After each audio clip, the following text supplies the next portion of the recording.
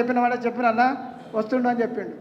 అంటే మేము కూడా ఈ యూనివర్సిటీతో నాకు చాలా బంధం ఉంది. మా అన్న 90 తీరులో ఇక్కడనే పొలిటికల్ సైన్సే పీజీ చేసిండు. మేము గ్రామాలకు వెళ్ళి మేము పిల్లలుగా వచ్చినప్పుడు ఇదే హాల్ ముందట కూర్చునేటోళ్ళు గార్డెన్లో. అప్పుడు ఆ ఫోన్లు లేవుగా, మెసేజ్ లేవు.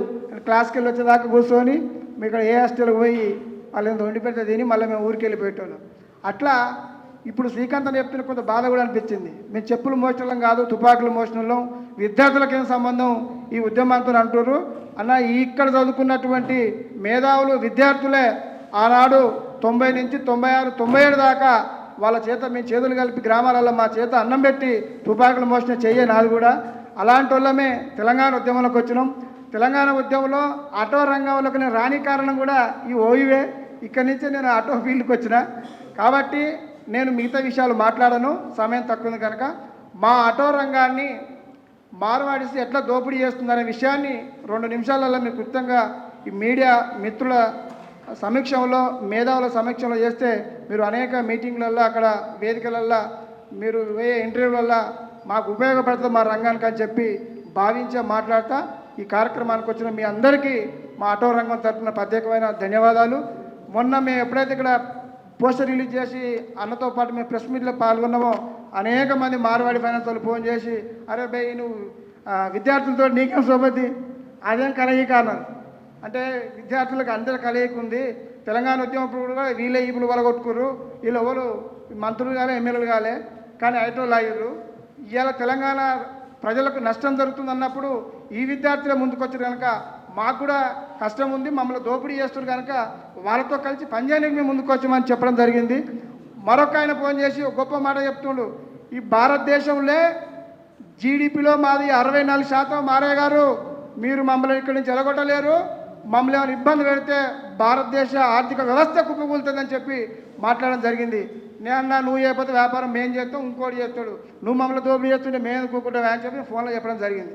కాబట్టి తెలంగాణలో ఇప్పుడున్న ఒక మీడియా మిత్రుడు అడిగిండు, అవన్న ఈ ఉద్యమం ఎప్పుడో చేయాలి కదా, మీరు ఇప్పుడే ఎందుకు చేస్తున్నారు అని చాలామంది అంటున్నారు, దీని మీద అభిప్రాయం చెప్పాడు. నేను చెప్పిన ఇవాళ మాకు మనసుకు వచ్చిన ఉద్యమం కాదు ఇది, ఎప్పటి నుంచో ఉంది, ఎప్పటి నుంచో దోపిడీ జరుగుతుంది. తెలంగాణ రాష్ట్రంలో హైదరాబాద్ కేంద్రంగా గత నేను వచ్చి 20-25 ఏళ్ళు ఈ ఫీల్డ్కి వచ్చి 30-40 ఏళ్ళ జరుగుతుంది. మాకు ముందట ఏముండే, కొన్నాళ్ళు నక్సల్బాద్ ఉద్యమాలు, తర్వాత హైదరాబాద్కి వచ్చినాక తెలంగాణ ఉద్యమాలు. మాకు టైం లేకుండా తెలంగాణ రాని తర్వాత చూసుకుందాం అని చెప్పి మేము ఆ ఉద్యమం చేసుకుంటూ పోయినాం. ఇప్పుడు టైం వచ్చింది, ఇప్పుడు ఈ ఉద్యమం చేస్తామని చెప్పడం జరిగింది. కాబట్టి మార్వాడీసు వాళ్ళు చెప్తారు, మేము లేకపోతే ప్రభుత్వాలే నడవాయి, మేము లేకపోతే ఈ ఆర్థిక వ్యవస్థ కాదు. నేను ఇంకోటి చెప్తున్నా, రీసెంట్గా నేను కొన్ని ఫైనాన్స్ ఆఫీసులు బాగా పోతుంటా, మా ఆటోలకు ఫైనాన్స్ చేసే విషయంలో బాగా తిరుగుతుంటా.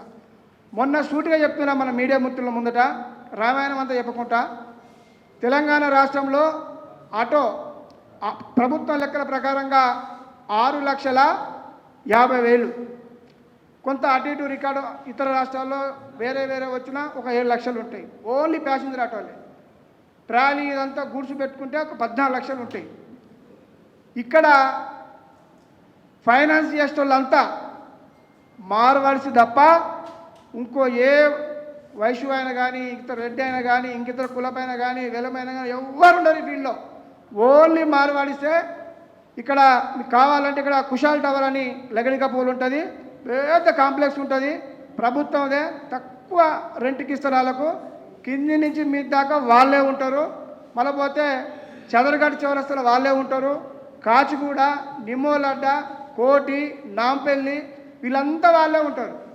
కానీ ఆ షాపులలో పనిచేసేవాళ్ళు కానీ వాళ్ళు ఒక ఫైనాన్సే కాదు, షోరూములు వాళ్ళే, ఆటోమొబైల్ షాపులు వాళ్ళే, ఆటో మ్యానుఫ్యాక్చర్ అంతా గుజరాత్, ఢిల్లీలో కంపెనీలు ఉంటాయి, అక్కడి నుంచి అంతా దిగుమతి అవుతాయి తెలంగాణకు, హైదరాబాద్కు. అందులో వాళ్ళే. కానీ పనిచేసే పోరలు మాత్రం మనోడు ఎవడు ఉండడు.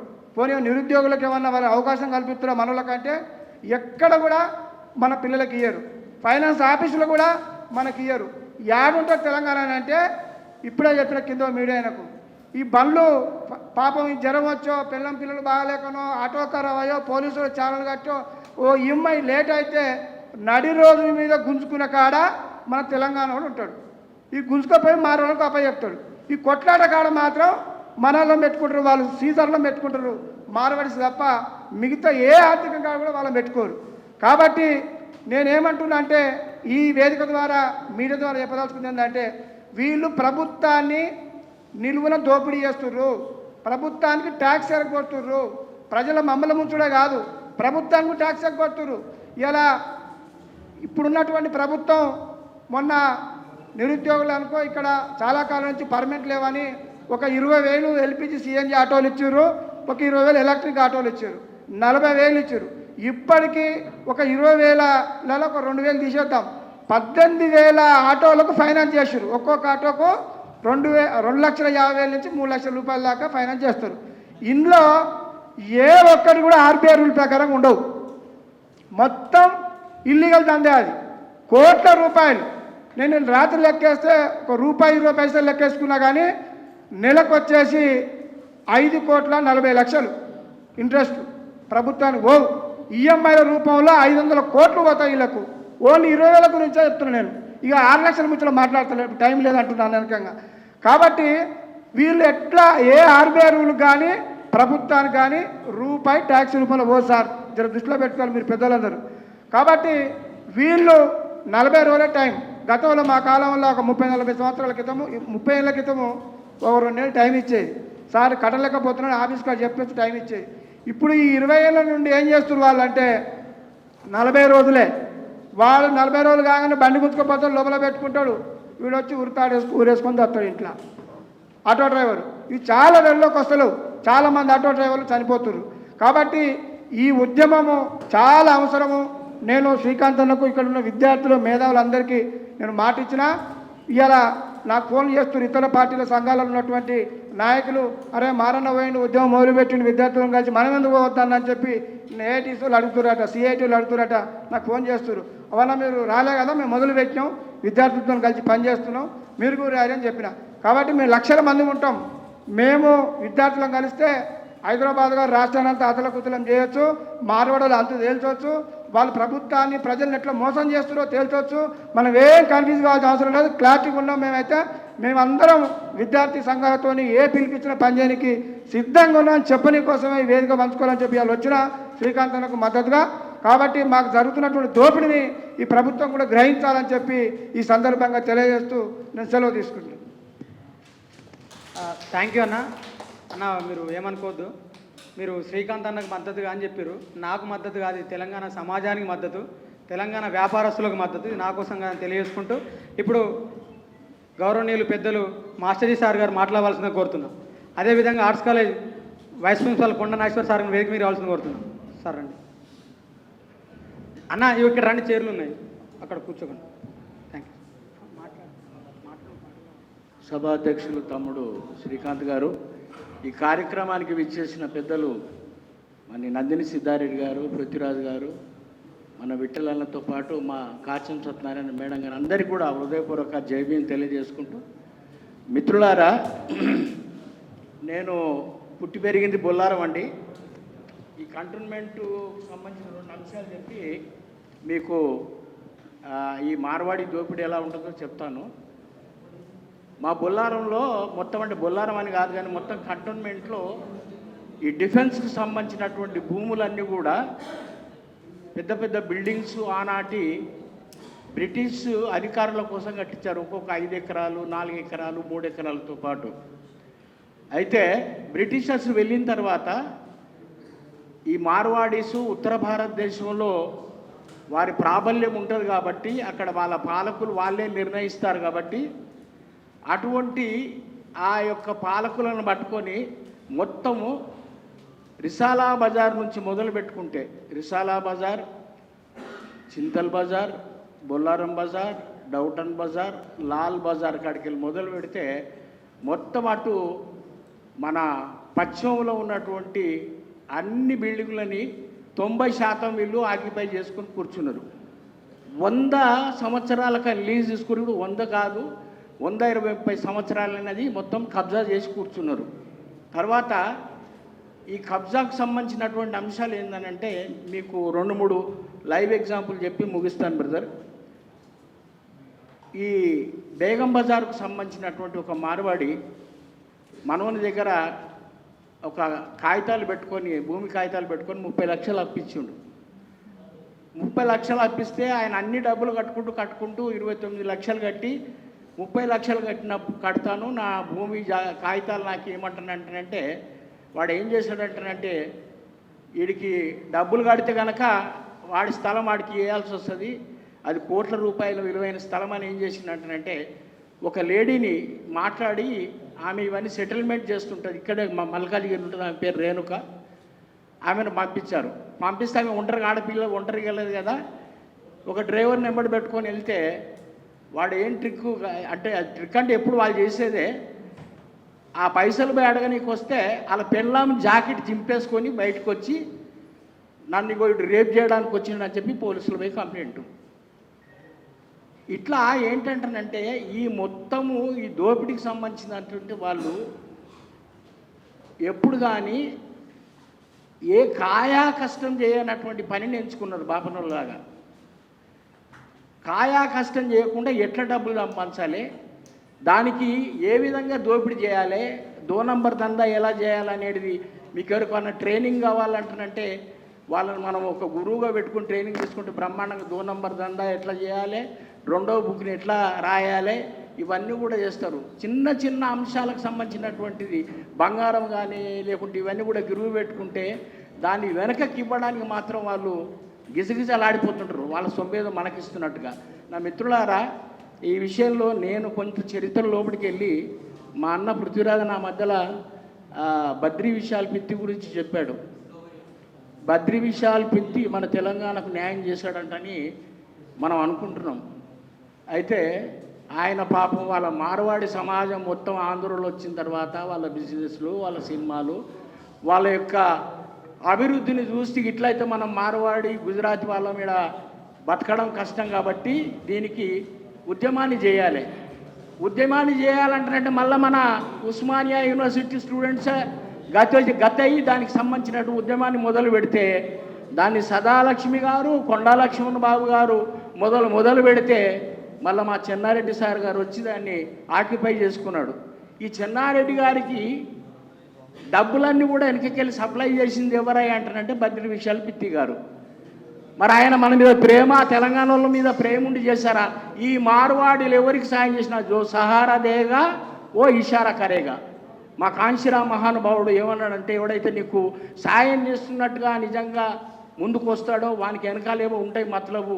అలాంటి సాయం చేస్తూ మోసం చేసి మన భూములు, మన జాగాలు, మన ఆస్తులు కబ్జా చేసేటువంటి ఒక దుర్మార్గులు ఈ దేశంలో ఎవరైనా ఉన్నారంటే వాళ్ళు ఈ సింధీ మార్వాడీసులు. వీళ్ళకి సంబంధించినటువంటి చరిత్ర గతంలో తీసుకుంటే ఈ దేశపోలే గారు అసలు. తూర్పు యూరోపు, పశ్చిమ ఏషియా నుండి వచ్చినటువంటి ఆర్యులు, వాళ్ళ సంతతికి సంబంధించినటువంటి వాళ్ళు. వీళ్ళకి సంబంధించినటువంటి కట్టు బొట్టు మొత్తం ఒకనాడు ఎన్నడైనా సుఖ చెమటగార్చి నీవు అరే దుక్కి దున్నలేదు, ఏ మొక్క నాటలేదు, పంట పండిన నాడు వచ్చి పొలమంతా కలియదిరిగి, పంట పండిన నాడు వచ్చి పొలమంతా కలియదిరిగి 10 బస్తాల ధాన్యం కొడుకో పంటకు తీసుకెళ్తావు. మా కోమటోళ్ళు ఊర్లలో ఉంటే మమ్మల్ని తండ్రి కొడుకుని చూసుకున్నట్టు చూసుకుంటారు. కానీ అబ్బిస్తే కూడా 1 బస్తా బియ్యం ఇస్తే 1 బస్తా బియ్యానికి సంబంధించినటువంటిదే తీసుకుంటారు. కానీ నా కొడుకు 1 బస్తా వాడు సాయం చేస్తే 10 బస్తాల ధాన్యం వాడికెళ్ళి దొబ్బుకెళ్ళిపోరు. 10 బస్తాల ధాన్యం కొడుకో పంటకు పట్టుకెళ్తావు. బడి మాదే, గుడి మాదే, భారతదేశం మాదే, సకల సంపదలిచ్చే భూతల్లి ఒడి మాదే. ఎడపచ్చాగున్నదంటే ఆడికొచ్చి వాలుతాడు, తెగలు చాపనులు చేసి అధికారం పొందుతాడు. కాళ్ళెడా పెట్టిన గాని మతమంటలు రేపుతాడు, కాళ్ళెడా పెట్టిన గాని మతమంటలు రేపుతాడు. కంజాతి నీచులంటే ఇలను మించినొల్లు లేరు, బడి మాదే, గుడి మాదే. మిత్రులారా, ఇది మిడతల దండు. మిడతల దండు అంటే మీకు అందరు తెలుసు, ఊర్లలో పుట్టి పెరిగినాం మనం. అది చేను మీద పడ్డదంటే కళ్ళు మూసి కళ్ళు తెరిచినంతసేపట్లో చేను కథం. ఈ మార్వాడి గుజరాత్ మన మీద పడ్డదంటే మొత్తం మనుషులే అర్థమైపోతారు. కాబట్టి మిత్రులారా, మీరు ఒక చిన్న రిక్వెస్ట్ ఏంటంటానంటే, మనం ఇంత దోపిడీ అవుతుంది అంత దోపిడీ అవుతుంది అనే దానికి ఎవిడెన్స్ ఏంటి? మనకి ఎవిడెన్స్గా మనం చేయాల్సిన పని ఏంటంటానంటే, ఒక నిజ నిర్ధారణ కమిటీ, నక్సలైట్ చచ్చిపోతే వీళ్ళు చచ్చిపోతే వాళ్ళు చచ్చిపోతే నిజ నిర్ధారణ కమిటీలు వేసుకుంటూ వెళ్తాం కదా మనం. ఇప్పుడు మనం చేయాల్సిన పని ఏంటంటే నిజ నిర్ధారణ కమిటీ వేయాలి. ఈ భారతదేశంలో వీళ్ళు ఎక్కడికి వెళ్ళి వచ్చారో మీకు అందరికీ తెలుసు. కానీ ఇక్కడికి వచ్చిన తర్వాత వీళ్ళ షాపులు ఎక్కడెక్కడ ఉన్నాయి, ఆ షాపులలో పనిచేసే వాళ్ళు ఎవరు, అసలు మన దేశానికి సంబంధించినటువంటి ఇక్కడ ఈ తెలంగాణ ప్రాంతంలో పుట్టి పెరిగిన వాళ్ళకి ఏమైనా జాబులు ఇస్తురా లేదా, ఇవ్వకపోవడానికి గల కారణాలు ఏంటిదని కూడా మనము మొత్తం అంత సమాజాన్ని తెలియజేయాలంటే కాంచీరామ్ ఒకటే చేశాడు, అన్ని లెక్కలు తీశాడు. అయ్యా 100 రూపాయలు వస్తే నీకు 10 రూపాయలే వస్తుందిరా, 90 రూపాయలు నువ్వు కడుతున్నావు, 10 రూపాయలు నీకు వెనుకకి ఇస్తున్నారు, మొత్తం 90 రూపాయలు వాళ్ళు తీసుకుంటారు, లెక్కలతో సహా చూపించినందుకే ఆయన ఆ యొక్క పెద్ద రాష్ట్రంలో మరి ఈ యొక్క రాజ్యాన్ని తీసుకొచ్చి ఒక మామూలు స్త్రీలో చేతిలో పెట్టాడు. అట్లా లెక్కలు తీసి వాళ్ళ దొంగతనాలన్నీ బయట పెట్టాలంటే మనం కొంత వర్కౌట్ చేసుకొని ఈ ఎక్కడెక్కడ వీళ్ళు దోపిడీ చేస్తున్నారు, ఎలా జిఎస్టీని ఎగడగొడుతున్నారు, ఎలా డబల్ దందాలు చేస్తున్నారు, ఈ అవాలా కేసులు ఎట్లా చేస్తున్నారు అని చెప్పేసి మనం ఎవిడెన్స్తో సహా బయట పెడితేనే ఈ యొక్క దుర్మార్గానికి అడ్డుకట్టబడుతుందని తెలియజేసుకుంటూ, మిత్రులారా, ఈడు గోరక్షకులు అంట. అయ్యా మరి గోవులెన్నడు గాయనోడు, గోవు పెంట తీయనోడు, గో ఉచ్చ మాత్రం తాగుతాడు, వీడు దేశభక్తుడు అంట. ఈ దేశభక్తులు అంటారంటే వాళ్ళని సమర్థించే దేశభక్తులను చూస్తే నాకు విచిత్రం అనిపిస్తుంది. అరే నేను ఇట్లా దేశాన్ని దోపిడీ చేసుకుంటే దేశానికి నష్టం చేస్తున్న వాళ్ళని సమర్థిస్తూ వీళ్ళు గొప్ప హిందూ ధర్మాన్ని రక్షించే వాళ్ళంటే వాళ్ళు, వీళ్ళు ఇంతకంటే పెద్ద దేశ రోజులు అంటే వీళ్ళే. కాబట్టి మిత్రులారా, ఇలాంటి మరి దుర్మార్గాన్ని అడ్డుకోవాలంటే మన పృథ్వీరాజన లాంటి వాళ్ళు, ఇక్కడ అన్నం ఇట్ట లాంటి వాళ్ళు పెద్దలు అందరూ ఉన్నారు. మాకు చేతనైంది ఏంటంటే ఒక అంశానికి సంబంధించినటువంటి జనాన్ని చైతన్యం చేయడానికి ఒక సాంస్కృతికంగా పాటలు పాడడము ఇంకోటి చేయడానికి మేము ఎల్లప్పుడూ సిద్ధంగా ఉంటామని తెలియజేసుకుంటూ, మరి నాకు ఈ అవకాశం ఇచ్చిన మీకు అందరూ హృదయపూర్వక జై బీబుల్. Thank you very much. Thank you sir. Sir ఒక మాట మాట్లాడుతూ మనము మందు తాగుతామని చెప్పిండు. వాస్తవమే సార్, మేము మందు తాగుతాం కానీ వాళ్ళకి అవమూత్రం మాత్రం వేరే మూత్రాలు తాగలే. మన వాళ్ళు ఇంత కష్టం చేస్తారు, వడ్డలు ఉంటారు సార్లు పొద్దుంత కష్టం చేస్తారు, తాగుతూ ఇంత మందు తాగొచ్చు. వాళ్ళ వినబడతలేదా? అర్థం కాదు.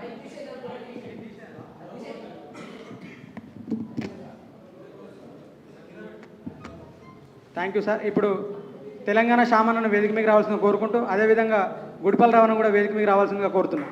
ఇప్పుడు ఆర్యభాష చైర్మన్ మేడం కల్వ సుజాత మేడం గారు తన అమూల్యమైన సందేశాన్ని ఇవ్వాల్సిందిగా కోరుతున్నాం.